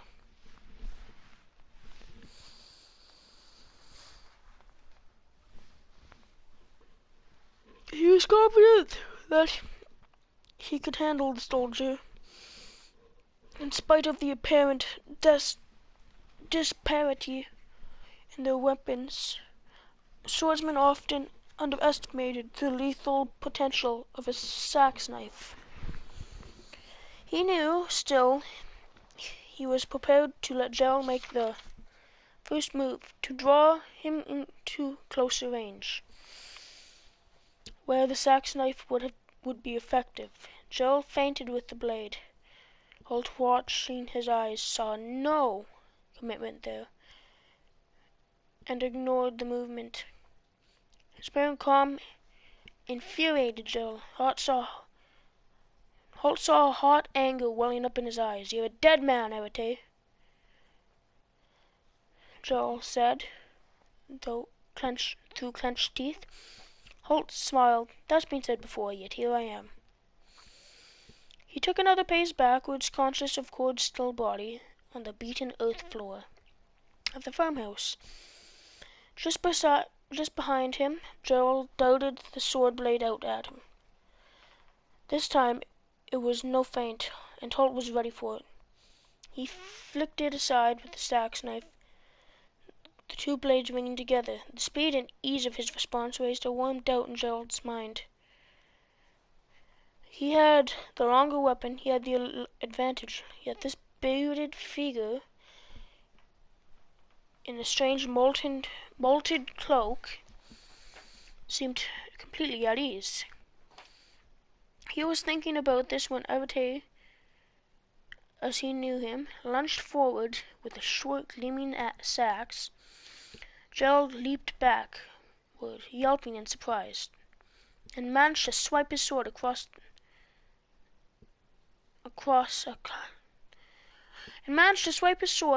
in a clumsy parry, just in time. For the first time, he realized that he might be outmatched. He was about to drop his weapon and plead for mercy when something totally unexpected happened. Holt felt an iron grip on his left ankle.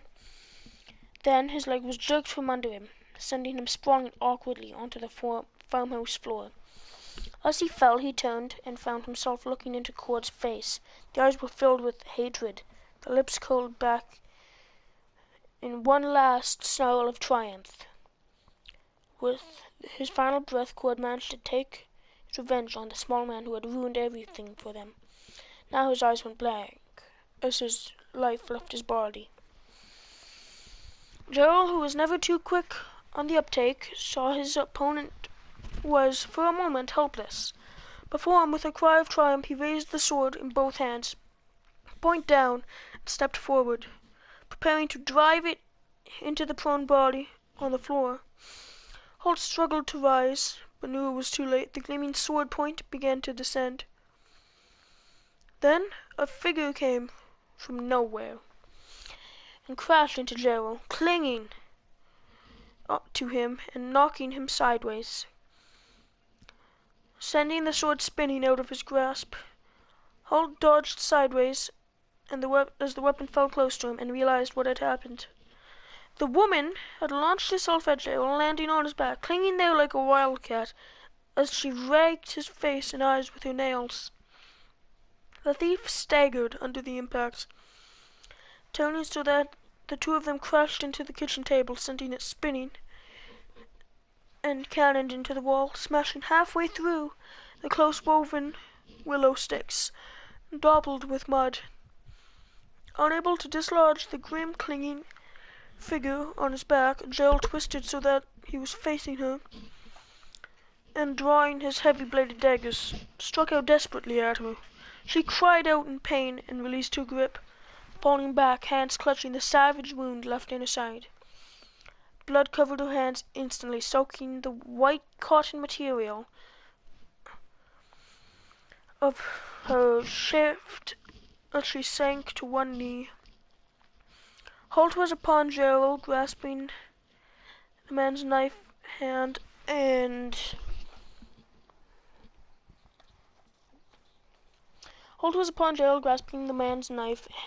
forcing it upward. He drew his throwing knife and rammed it deep into his body. Gerald gave a grunt of pain. The heavy dagger fell from his hand, and for a moment he was supported by only Holt's grip on his right wrist. Then the ranger released him. He sagged to his knees, looking up at Holt, his eyes showing shock at the fact that this was the way his life was to end. He fell over sideways, his hands desperately trying to stem the flow of blood from the wound. Holt stood warily for a second, making sure Gerald was truly finished. His recent experience with Cord had made him careful. Then, satisfied Gerald wasn't about to rally for another attack, he knelt beside the stricken woman. Her face was white, drawn with the savage pain of the wound. Holt looked at the amount of blood she had lost already and knew that she had no chance of surviving. She looked up at the stranger who had tried to save her, whom she had saved with her desperate attack on Gerald. She saw the sadness in the dark eyes and looked down at her and knew the truth. She was dying. Yet there was something she had to say. "My husband," she managed to gasp. "Is he really dead?" Holt hesitated. He was tempted to lie here and comfort to lie here to comfort her. He was tempted to lie to her, to comfort her, but he knew he could never carry off the lie. "Yes, you'll soon be with him." He saw the sudden look of anguish in her face as her eyes turned toward the cot. "Our son," she said, and coughed blood as she spoke. Then she made a massive effort and recovered herself. "Don't leave him with the villagers. He'll have no life with them. We're strangers here. They'll work him to death." Holt nodded. Daniel and his wife were new arrivals in the area. They wouldn't have friends in the village to take care of the infant son. An orphan would be a burden to most villagers. His only worth would be as a worker, a virtual slave. "I'll take care of him," he said gently.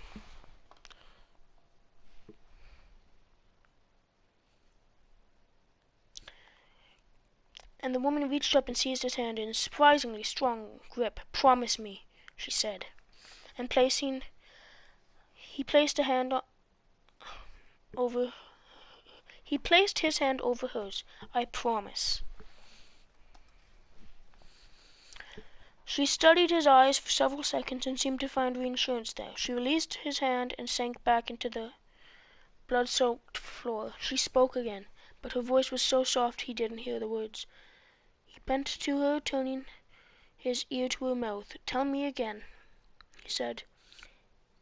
And this time he could make out the whispered words. "His name is Will." "It's a good name," he told her. But she didn't hear. She was already dead.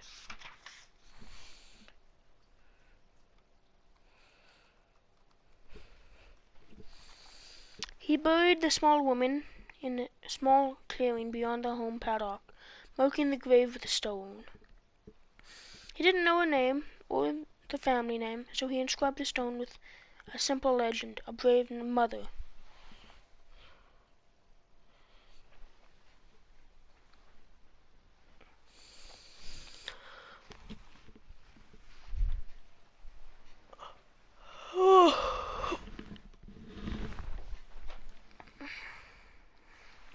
Okay, so Cord and Jill deserved no such treatment. They had destroyed a happy, loving family, so he dragged their bodies into the woods, leaving them for the foxes and the crows.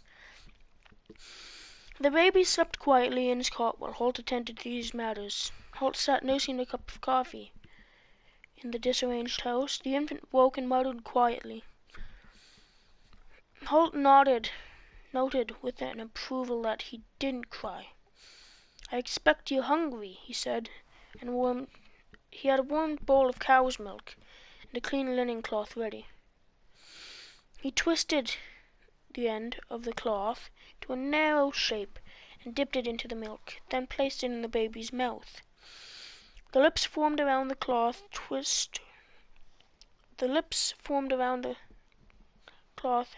The baby sucked the milk from it. Holt dipped it into the bowl again and repeated the process. The system was time-consuming but seemed to work. The baby watched him as it fed. Big, serious brown eyes staring at him over the milk-soaked cloth. "The question is, what am I to do with you?" The farm, he knew, would revert to the Baron of the Fief, who would appoint another tenant family, so there was nothing for the infant to inherit. He could leave him here, as the mother had so desperately pointed out. He couldn't leave him here, as the mother had so desperately pointed out. And he couldn't raise the baby himself.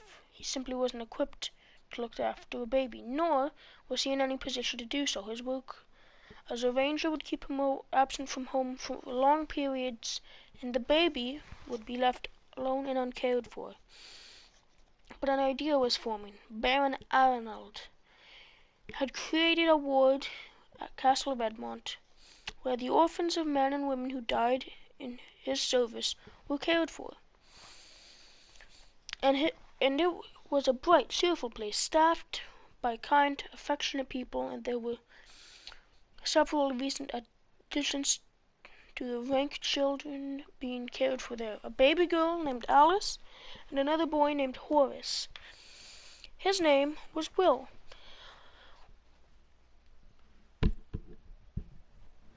Will would warmth and companionship there, and as he grew, he would be given a choice of different vocations to follow. All in all, it seemed like an ideal solution. Problem is, Holt told the watchful infant, we can't let on that I brought you there. Folk are suspicious of rangers. If they thought you associated with me, they might tread warily around you. Rangers had an aura of mystery and uncertainty about them, and that could have drawbacks for a child. People often feared things they didn't understand, and he didn't want the fear to transfer into itself. Blah. Blah. Rangers had an aura of mystery and uncertainty about them, and that could have drawbacks for the child. People often feared things they didn't understand, and he didn't want the fear to transfer itself to young Will. Better if his background remained a mystery. Which it is, Holt mused. I don't even know your last name. He considered that. He could ask around the district, but as he learned, he could ask around the district, but as he learned, the family was new to the area, and people might not know. God dang it! Ugh.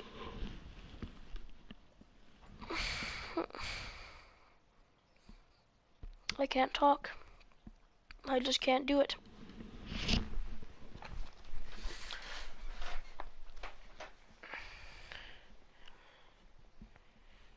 He could ask around the district, but as he learned, the family was new in the area and people might not know their last names.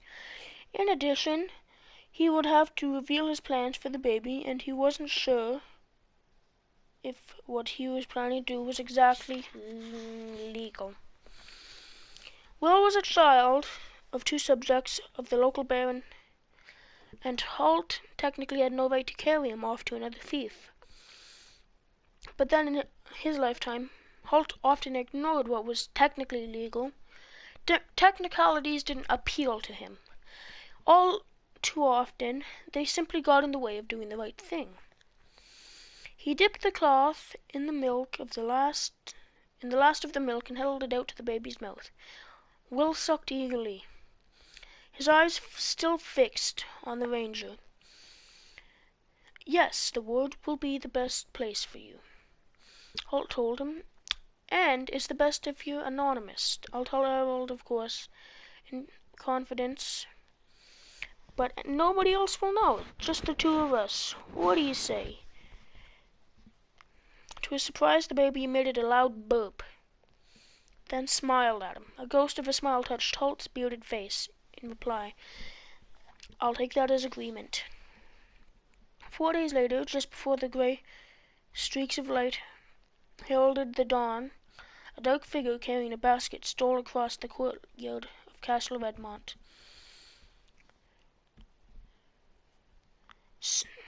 The courtyard of Castle of Edmont to the building that housed the ward. Setting the basket down on the steps outside the door to the ward, Holt reached in and moved the blanket away from the baby's face.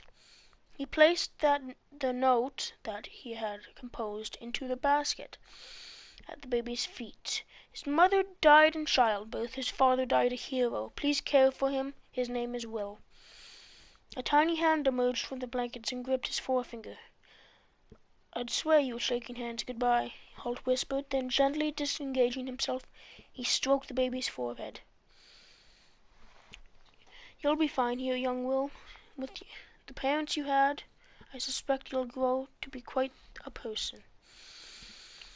He glanced around, saw no sign of anyone watching, then reached up, rapped sharply on the wood door before melting away into the shadows of the courtyard. The wood staff was already up and about, and he heard the door open a few minutes later. Then a cry of surprise. "Why, it's a baby, Mrs. Aggie. Come quick, someone's left a baby on the doorstep."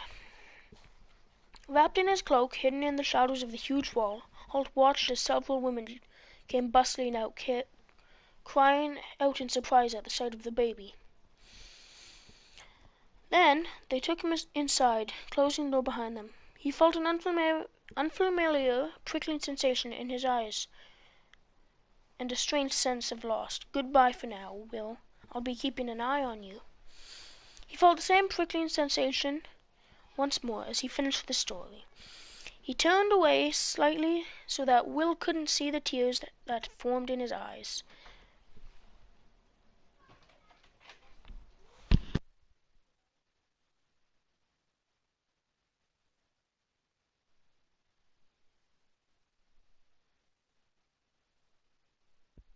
Sorry, my brother just walked in. He felt the same prickling sensation once more as he finished the story. He turned away slightly so that Will couldn't see the tears that had formed in his eyes.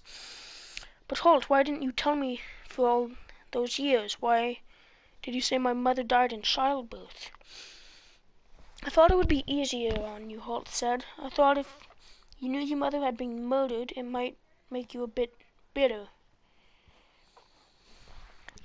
And, as I said, I thought it would be easier on you if nobody knew of my involvement. If I'd said your mother was murdered, people would start asking questions. I didn't want that. I wanted you to be accepted." Will nodded thoughtfully. "I suppose so." The older ranger shifted uncomfortably. There was something else. Will opened his mouth and closed it. He sensed it would be better to let Holt speak in his own time.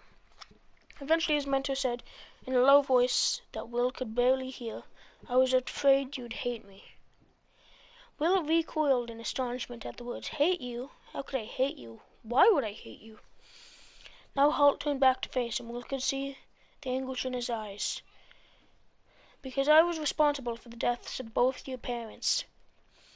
The words came out violently, and they were torn from him. "Daniel died saving my life in battle. Then your mother came to my aid when I was fighting Gerald. And if she hadn't done so, she'd still be alive. And you'd be dead," Will pointed out. But Holt shook his head. "Maybe, maybe not. But the fact remains. It was my fault that your family was destroyed. And up until now, I was unable to tell you. I thought you might blame me. Holt, it wasn't your fault. Who could blame you? You were keeping a promise you made to my father. Blame Morgrath, blame the Wurgles, or blame Cord and Gerald. That's where the fault lies, not on your shoulders." Watching Holt, Will now saw those shoulders sag with relief. "That's what Pauline said you'd say," he whispered. "Just so you guys know, Pauline is Holt's wife. So, yeah, just so you guys know that."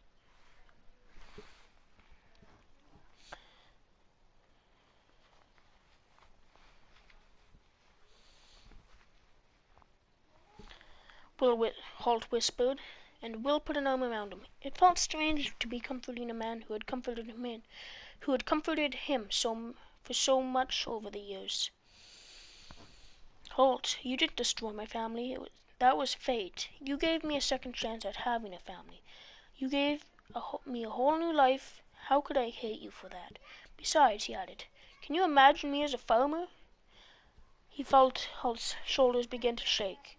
For a moment he was afraid the older man was weeping. Then he realized with relief that he was laughing. "No, I certainly couldn't. Farmers are disciplined folk." And both laughed at the thought of Will plowing and planting. Then after a while the young ranger grew serious. I would like to see my mother's grave," he said. And Holt nodded. "I'll take you there." Then they said nothing more but sat together in companionable silence as the shadows lengthened and the sun finally set. And guys, that's like the first story, but again, like, this book is freaking huge. It's 400 pages, so I thought I'd just read you one story, and that's pretty much all I've got. So yeah, see ya, and I guess that's goodbye.